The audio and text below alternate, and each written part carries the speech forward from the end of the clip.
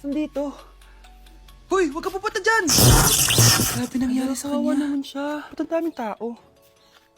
Engineer, anong meron? Ma'am, yung isa sa mga trabahador namin, nakuryente tapos natabunan ng semento. Ayun, namatay. Ha? Paano nangyari yun? May nag-utos ata sa kanya na ilagay yung semento sa gilid. Madami live wire dun eh. Nay.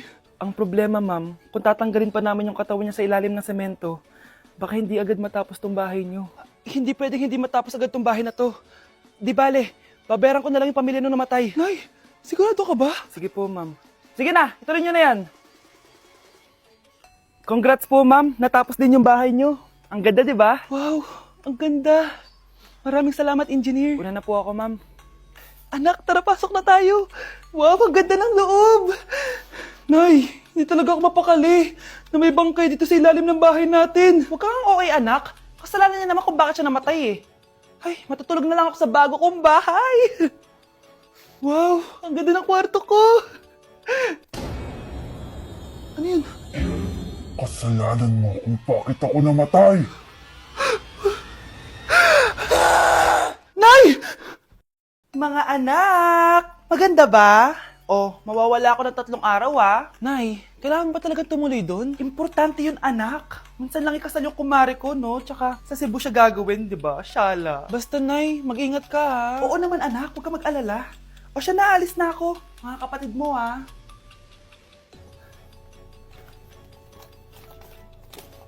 Saan yung wallet ko? Ay, kuya! Balik tayo sa bahay. Nakalimutan ko yung wallet ko. Ano ba yan? Maliliit na ako. Saan na ba yan? Ito. Ano ba yan? Oras na. Mabuhay, ma'am. Welcome to Air Philippines. How can I help you? Ay. Miss. Dito po ba yung flight VD415? Yes po, ma'am. Check ko lang po. As per dito, ma'am, nakaalis na po yung aeroplano. Ha? Hindi ako pwede malit sa kasal na kumari ko. Kailangan ko umabol. Ma'am, kailangan niyo po ulit mag-rebook So, ang next available flight is bukas pa po, ma'am. Ano ba yan? Gawin mo ng paraan. Diyos ko, sayang lang pera ko. Wala palang kwenta to airlines nyo eh. Uwi na nga lang ako. Sorry, ma'am. Oh, Nay, nandito ka na agad? Akala ko ba 3 araw ka mawawala? Di ayun, naiwan ako ng aeroplano. Alam mo, parang pinipigilan talaga ako ng universe makaalis eh. Nay, buksan mo yung TV. Ha? Bakit? Breaking news! Nandito tayo ngayon sa site kung saan nag-crash ang flight VD415. Ayon sa mga otoridad, walang nakaligtas sa mga pasahero nito. Kaya pala, kung nakasakay ako dun sa aeroplano na yun, patay na ako ngayon. Anak, may bisita ka. Sino po, Nay?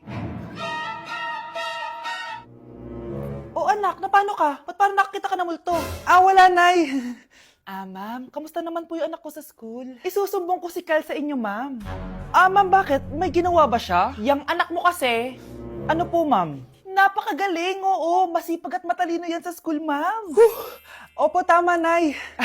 Buti naman. Akala ko kasi kung ano na ginagawa nito eh. Kaso ano, ma'am? May mga kailangan lang ako itanong sa inyo, ma'am, kung totoo ba tong nasa test paper ni Kyle? Patay ako nito. Sige, ma'am. Unang tanong, anong pangalan ng nanay mo? Susan, ang sagot niya. Tama ba, ma'am? Tama naman, ma'am. Pangalawa, ano ang trabaho ng nanay mo? Ang sagot niya, housewife. Tama ba? Oo, ma'am, tama. Okay. Pangatlo, ano ang gustong ginagawa ng nanay mo sa'yo? Pinaglulutuan, binibigyan ng baon. Tama ba? Oo naman, mahal na mahal ko yan si Kyle. Ano ang ayaw na ginagawa ng nanay mo sa'yo? Wala naman nakalagay dyan, di ba, ma'am? Kasi wala naman ako ginagawang masama sa kanya. Ang nakalagay dito ay palaging inuutusan. Pinapalo ng hanger. Anay!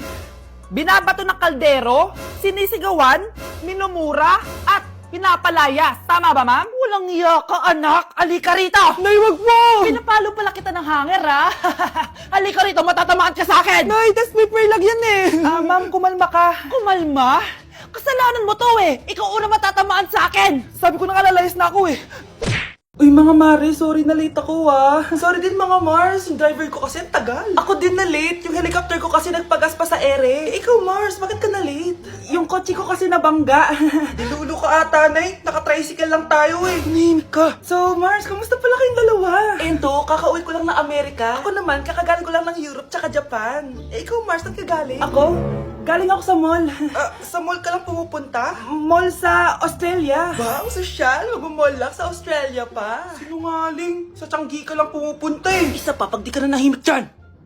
Balita ko mas yumaman kayong dalawa ngayon na. Anong ganap nyo? Hindi naman. Kakabili ko lang ng 2 bahay tsaka ng 3 bagong sasakyan. Ako naman, nagko-collect ako ng mga designer bags, designer shoes, basta designer. Eh, ikaw, Mars. Nagko-collect ako ng ginto. O, bracelet tsaka sing-sing. Ginto? Nagko-collect ka ng sama ng loob ka mo. Punyeta ka, wag mong hintayin sa mamaloob ko sa'yo. Buti pa mag-order na tayo mga Mars. Excuse me, can I have the fettuccine Alfredo? Yung sa akin steak with white caviar. Samahan mo na rin ng wine. Ano bang basa dito? Sige, spaghetti na lang. Steak yung sa akin, Nay, ha? Gusto daw ng steak ng anak mo, Mare. Hati na lang kami ng anak ko. Sige, spaghetti na lang daw. A few moments later. Sino pong magbabayad ng bill? Kuya waiter, ikaw na lang mamili kung sino magbabayad sa aming 3. Mayaman naman kami lahat. Si ma'am po. Ako? Ikaw magbabayad, Nay. Congrats, Mars. Magbayad ka na. Wait lang. CR lang ako, sige, Mars. Babalik pa ba yun? Alis na ako. Bahala kayo dyan. Hi, Bes! I'm back! Oh, Bes, pupunta ka ng ibang bansa? Hindi. Dito na ako titira sa inyo. Hi, tita! Anong ulam? Samantha, halika na dito, Be. Niluto ko paborito mo. Yan yung gusto ko sa'yo, tita eh. Oh, Scarlett, lagay mo na nga ito sa kwarto ko. Kwarto mo. Ang kwarto ko ay ang kwarto mo. Wawa. Ano kaya pwede kainin dito? Ano ba yan? Bakit walang laman? Grocery naman kayo, Bes. Sorry po, Nakakahiya naman sa'yo. Mahiya ka talaga. O ito na lang lutuin mo. Walang ya talaga tong babaeng to. Lagyan ko kaya to ng lason. Ay, tita, sobrang lakas uminom niya ni Scarlett. Tapos puro lalaki pa yung mga kasama niya. Aba, humanda talaga sa akin yung babaeng yan. Walang yatong si Samantha. Sinisiraan pa ako sa nanay ko. Bes, kailan ka uuwi? Anong uuwi? Hindi na ako uuwi, Bes. Inampun na ako ni tita. Ay, hindi. Umalis ka na. Ginagawa mo akong katulong dito. Tapos kung ano-ano pa sinasabi mo sa nanay ko. Oh anak, ba't mo naman pinapaalis si Samantha? Wala namang ginagawa masama yung tao eh. Oo nga, ang bait ko kaya. Kung hindi siya aalis, ako ang aalis. Friendship over na tayo, Samantha. Lalayas na ako sa bahay na to. Parang mas anak pa ni nanay si Samantha. Alam mo na ba yung nangyari kay Samantha? Bakit? Ano meron kay Samantha? Tignan mo to. Nay! Nay!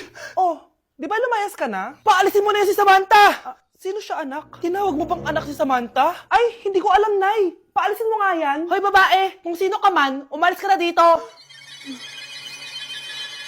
Nay, pasok na po ako ng school, Anak, anong nangyari sa'yo? Ba't parang pauwi na itsura mo? Eh, tinapos ko yung research namin. Visit yung mga kagrupo ko, walang inambag. Apakaseryoso mo naman kasi.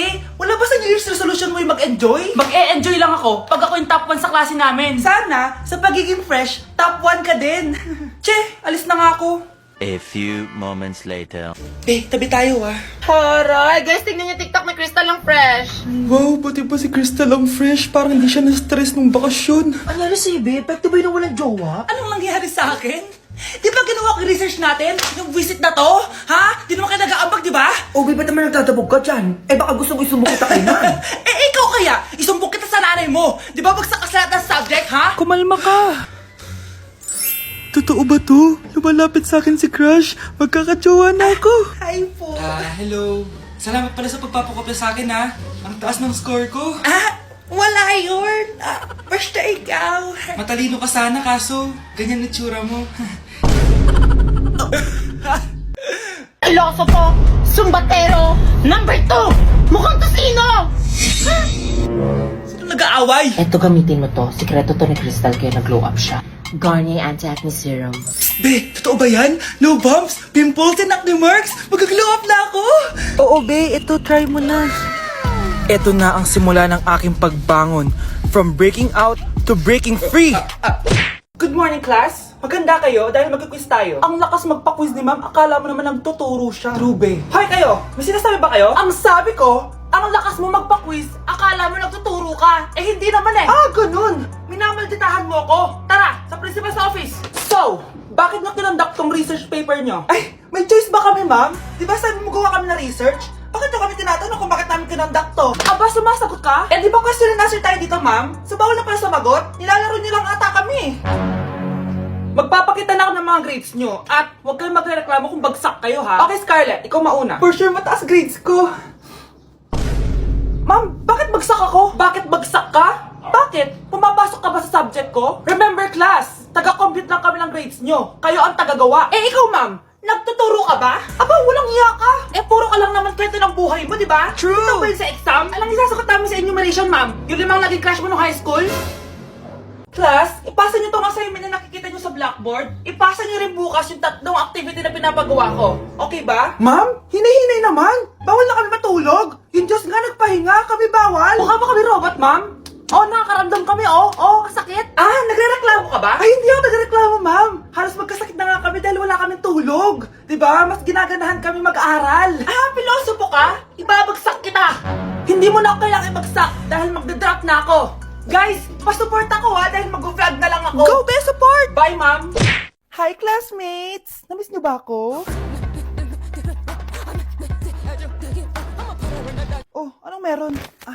Mag-review ka na rin, be. May long quiz daw. Excuse me? Hindi ko kailangan mag-review. Stock knowledge lang. Wow, stock knowledge. Spell mo nga. Watch and learn.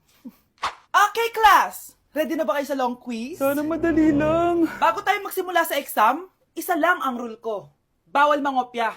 Are we clear? Opo, Yes ma'am. po. Okay. Okay, let's start. Get 1 whole sheet of paper. Ma'am, 1 whole po ba? Minus 10 ka na agad. Okay, class. Time's up. Pass your papers. Sana pumasa ako. Nakakalito yung bandang huli. Ano kaya magiging score ko nito? Eh, ikaw, Scarlett. Ako? Feel ko nga bagsak ako eh. Okay, class. Mag-a-announce na ako ng scores, okay? Hello, yun na. Cheska, 12/20. Munti ka lang bumagsak. Miguel, 14/20. Pwede na. At Scarlett, perfect! Wow, paano nagawa ni Scarlett yun? Grabe namang stock knowledge siya. Ma'am, may kodigo siya sa kuko niyo. Oh. Ha? Totoo ba? Scarlett, patingin ang kuko mo.